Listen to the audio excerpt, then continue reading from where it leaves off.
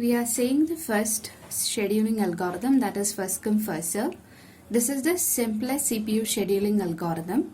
The basic principle of FCFS is that the process that requests the CPU first will be allocated the CPU first.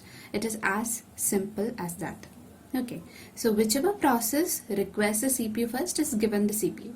Okay, whenever a process requests for CPU, the PCB, the process control block of the process, is actually added to the tail of the queue. So say there are already two different process that is in the queue, and this is the head. So the PCB of P1 is linked to PCB of P2. So P1 has came first, then P2. Now another process, say P3 has came, then the PCB of this particular process is added to the tail of the queue. So we are managing a FIFO queue for FCFS, and whenever the CPU is available, the first process, that is the head of the queue, is allocated with the CPU. Okay, and this is removed from the queue. So now the head will start from here. So next time the CPU is free, PCB2 is allocated. Okay. The disadvantage of FCFS is that the average waiting time under FCFS is quite long. Okay, we'll see that. Consider there are three processes, P1, P2 and P3, which each having a CPU burst time of 24, 3 and 3. So these are in milliseconds. So we'll draw a Gantt chart. Gantt chart is a bar chart which illustrates a particular schedule including the start and finish times of each of the participating process. Okay, so this is a Gantt chart. So at the 0th time, our first process P1 has arrived, and P1 has a CPU burst of 24. So since the P1 is the first one to arrive, the CPU is allocated to P1. Okay, so from 0, P1 is executing until 24th millisecond. Okay, until that the CPU is held by P1. Then P2 is the second one which arrived, so the CPU is allocated to P2, and it has 3 millisecond of burst time. So 24 plus 3, that is 27. So P1 is running up to 27. Then P3 is allocated with the CPU. With 3 millisecond, its burst time is executed, and it completes at 30 millisecond.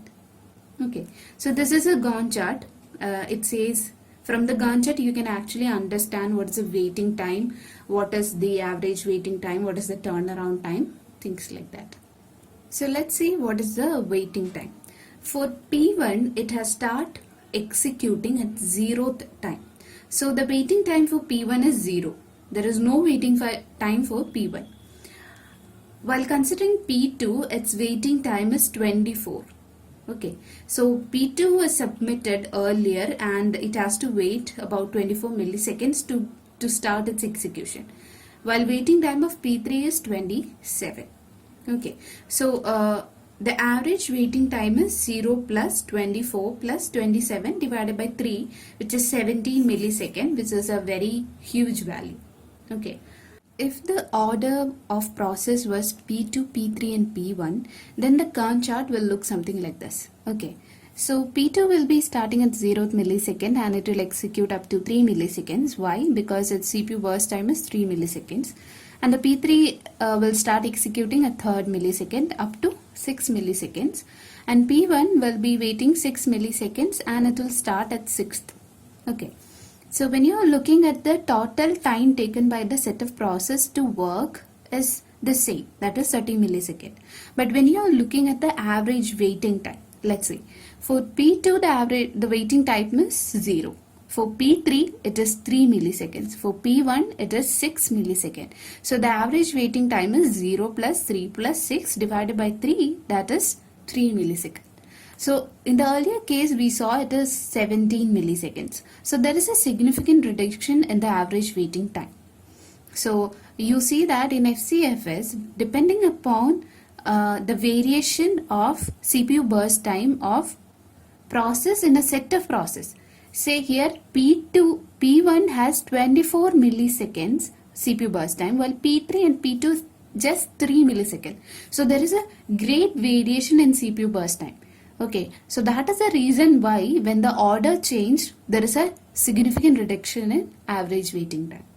Okay, so this happens in FCFS. Another problem with FCFS is the convoy effect. We'll see this. So consider there is one CPU bound program and there are 3 different IO bound programs. We know that the CPU bound programs have long CPU burst time. So say it has 20 millisecond CPU burst time, while all these IO bound programs has just 1 millisecond or 2 millisecond. It has very short CPU burst program.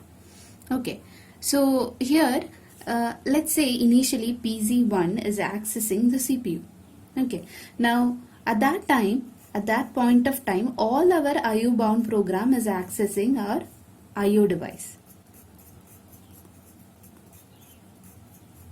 So all these programs are accessing IO device while PC1 is accessing CPU. So we know that once PC1 has held the CPU, it will only release it after 20 milliseconds. Okay. While it is executing, all these programs have completed its execution in IO devices and now it is moving on to CPU. Okay. So now what happens? All this process will be waiting in a waiting queue. Okay. Why? Because PC1 is actually executing in CPU. Right? So at this point, what happened?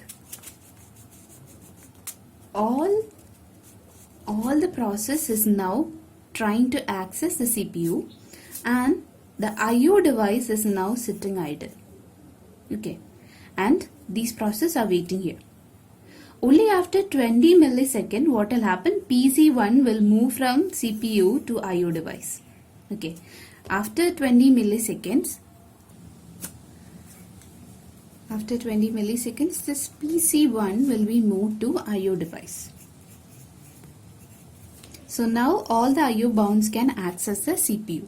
But as I said, the CPU burst time of IO bound programs are just 1 millisecond or 2 milliseconds. So what happens? This will be allocating to CPU and execution will be completed very quickly.